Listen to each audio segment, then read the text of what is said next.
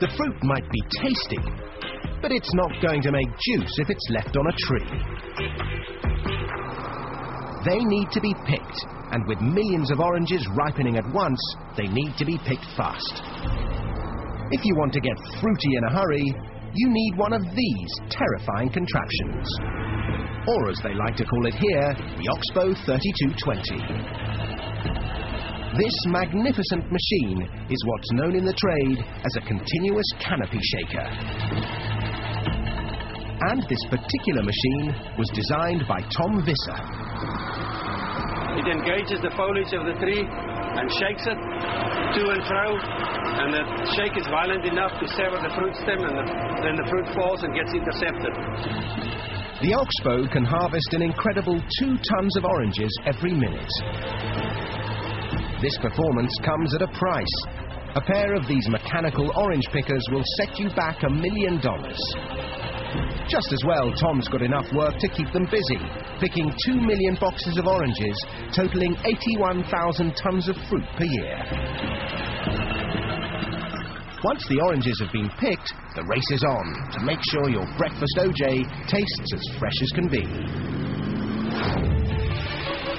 So the fruit is shipped out in these 400 horsepower transport trucks, 20,000 kilos at a time. The trucks bring them to an OJ processing plant, like this one in Lake Wales. Dave Crumbly makes sure they don't run out of oranges. We'll do about 200 of these trucks a day, and each one of these trucks will hold about 120,000 oranges. In 24 hours, we'll be about 24 million pieces of fruit that will run through here. So, more often than not, Dave gets his daily dose of vitamin C. To begin with, the oranges are washed out of the trucks. The fruit is then carried along 2 kilometers of conveyors into the processing plant where it's graded. The oranges are separated by size, and it's time to extract the juice. But these days you won't find gangs of sad-looking orange squeezers with sore wrists. This is orange juice squeezing on an industrial scale. This fearsome machine drops each orange into a ring of metal prongs, which squeeze out the juice before ejecting the pith and peel. From orange to OJ in the blink of an eye.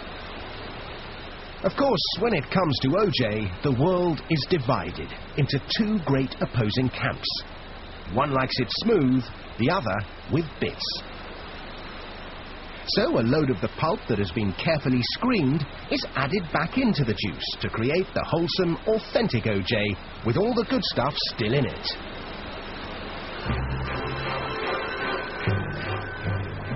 The OJ is now ready to be poured into cartons. It takes 2 dozen oranges to make enough juice to fill each 1.89-litre carton. But quantity counts for nothing unless the quality's good enough to keep orange juice the world's favourite breakfast tipple.